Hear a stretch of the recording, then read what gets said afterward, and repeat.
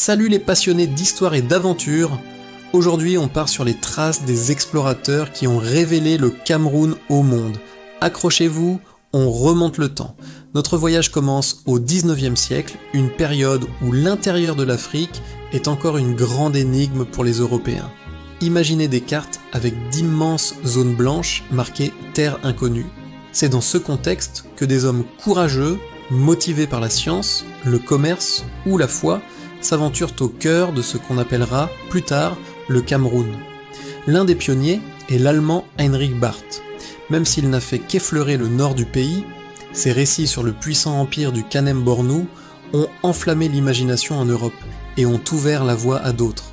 Puis vient Gustav Nachtigall, un autre Allemand, mais avec une mission bien différente.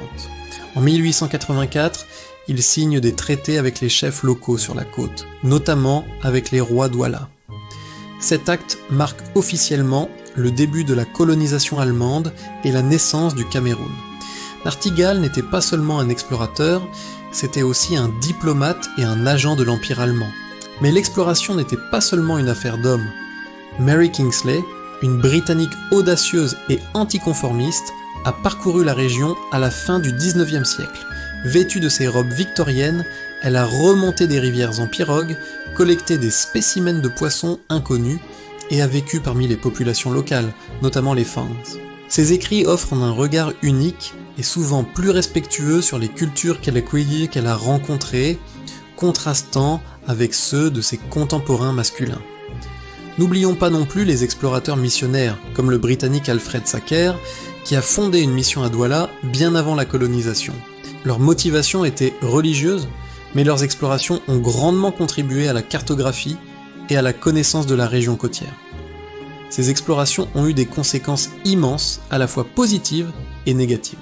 Elles ont permis des échanges culturels et scientifiques, mais ont aussi ouvert la porte à la colonisation et à l'exploitation.